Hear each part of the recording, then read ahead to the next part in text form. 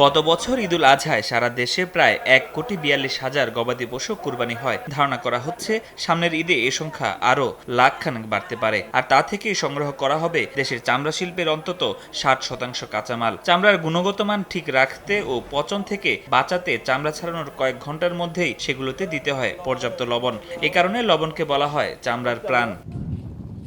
বিসিক বলছে, চলতি অর্থবছর দেশে মোট লবণের চাহিদা 25,28,000 মেট্রিক টন। এপ্রিলের মাঝামাঝি পর্যন্ত দেশে লবণ উৎপাদন হয়েছে 17 লাখ মেট্রিক টনেরও বেশি। এবছর বৃষ্টিপাত কম হওয়ায় গত বছরের তুলনায় উৎপাদন ভালো হয়েছে। আর তাই সামনের ঈদে লবণ সংকটের সম্ভাবনা নেই। আশা করি যে এই বছর যে আবহাওয়া আছে তাতে লবণ উৎপাদনে আমরা স্বয়ংসম্পূর্ণতা অর্জন করতে পারবো এবং চাহিদা এবং লক্ষ্যমাত্রা অনুযায়ী করতে পারবো।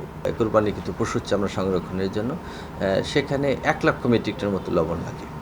তো আমাদের লবণ গতকাল পর্যন্ত 12,38,000 মেট্রিক টন লবণ মজুদ আছে। চাহিদা অনুযায়ী প্রত্যেক জেলায় পর্যাপ্ত লবণ আছে। তা সেক্ষেত্রে কোরবানির সময় কোনো সমস্যা হবে না। Mister white detergent powder, perfect পরিষ্কার প্রতিবার। তবে চামড়া শিল্পের শীর্ষ সংগঠন বাংলাদেশ ট্রেনার্স অ্যাসোসিয়েশন বলছে, বাজারে সরবরাহ যথেষ্ট থাকলেও প্রতি বছর ঈদের আগে সক্রিয় হয়ে ওঠে একটি চক্র। কৃত্রিমভাবে সংকট তৈরি করে দাম বাড়িয়ে হাতিয়ে নেয় বাড়তি অর্থ।